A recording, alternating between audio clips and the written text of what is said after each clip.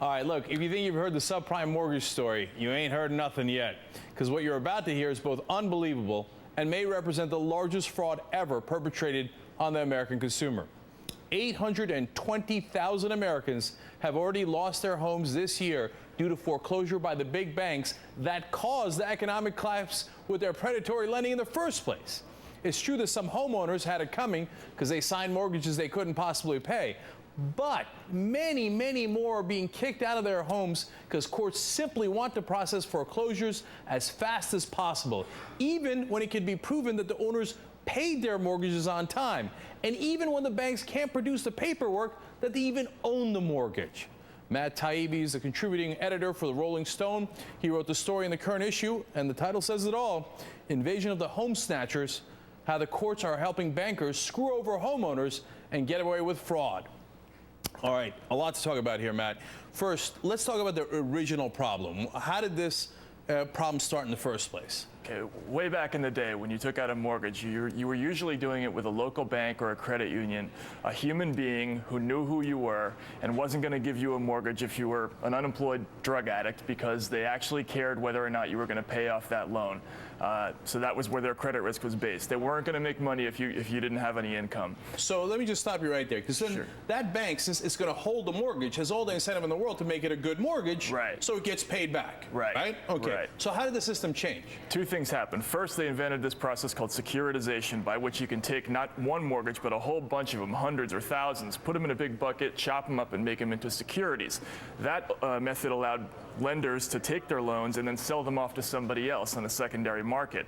That was the first part of the problem. The second thing is they invented these fancy derivative tools like CDOs, collateralized debt obligations, that allowed them to take those buckets full of chopped up loans and divide them up into tiers where you had AAA ratings on what sometimes were entire buckets full of subprime loans.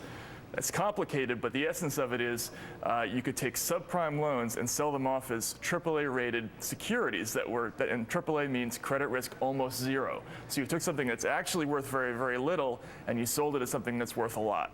So going to those graphics, the second one talked about how bad loans actually got them more money. Since their bank X is no longer keeping the mortgage and passing it off to bank Y, they have no downside, right? They're not keeping the mortgage. So that gives them an incentive to make as many mortgages as possible. But tell us why the worst loans actually got them better returns. Well, the more risky the loans are, the higher rates of return that they pay. So that was the bottom part of these deals. That was called toxic waste, and that was sold off very quickly to investors. But the AAA portion of it, this is the key, is that you could take subprime loans and sprinkle some fancy math on them and turn them into AAA rated bonds and sell them off to people like pension funds, foreign trade unions, sovereign wealth funds, and ultimately the taxpayer, you and me. This was a scam that involved taking stuff that was worth nothing and selling it off to investors all over the world who didn't know what it was. And it always, of course, comes back to us, and that was the third graphic where we're the suckers. Right. Whether it was the taxpayers at the end or the pensions that bought into it, thinking that it was safe, and here's the critical part, when the banks knew they weren't safe. Right. That's where the fraud comes in, right? Right, so of course. Now they go to foreclose on those fraudulent mortgages and commit a second layer of fraud. Tell us about that. Well, after these banks sold off these fraudulent loans, and again, just as you were saying, most of these banks knew that this stuff was actually going to blow up. They knew that, in some cases there was only 1% equity in these deals, that people didn't put down any money, or that there was no identification, or that half the people in the deals didn't have jobs or any real income. They were selling it off to all these people, and now what they're trying to do is foreclose on those properties so that they can.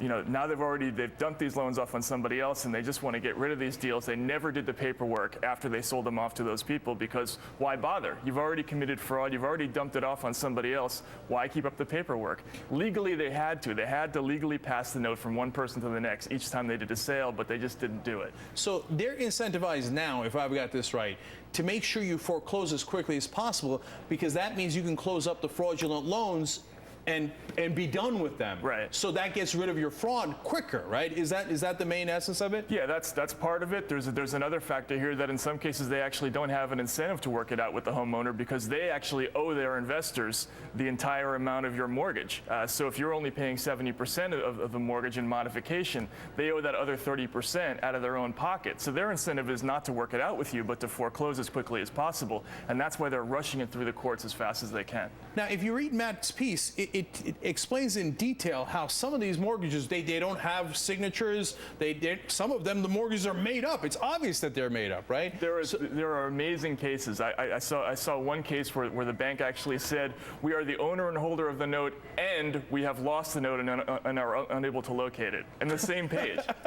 How can that be possible? Of course it's not possible. So, Matt, here's the thing that drives, I think, a lot of people crazy, right? Mm-hmm. So we can see, you can see it, we can see it, it's obvious. That means the government can see it. Now, why is the government, as you explained throughout your piece, helping the bad guys instead of helping the people they're supposed to protect, the consumers? I think there are two reasons. On the local level, on the level of these judges, a lot of them are retired judges who just are simply not used to seeing this. Back when they were active judges in the day, they just didn't have these sorts of problems. They never saw securitized mortgages, so they're used to reflexively accepting the arguments of plaintiffs and banks. They're used to dealing with the idea that people owe money and they shouldn't be in their homes. So let's give a rubber stamp to the foreclosure. On another higher level, though, there's a bigger problem with all these mortgage-backed securities. The banks and the Fed, you and I, the taxpayer, we're all owners of billions and billions of dollars worth of this stuff. But if we actually start turning over some of these rocks, we're going to find they're actually worth 5 or 10 cents on the dollar. And if people actually start investigating, we may have another crash because there's all of these overinflated assets everywhere. We could have another crash, and then the Fed and the Treasury would have to say, oh, yeah, right, we were the suckers who signed on to this. Right. We let them get away with it in the first place. Exactly. Right. We bought billions of dollars of this stuff from these people during the bailout, and we knew it was bad, and we bought it anyway. And they're never going to admit that. Real quick, last question for you. You're talking about fraud. Should some of these bankers get arrested? Absolutely. I mean, the only person who's gone to jail in this entire financial crisis was Bernie Madoff, right? But each one of these real estate deals was really a little Bernie Madoff. I mean, that's really what it was. They're all these little Ponzi schemes, each one of them.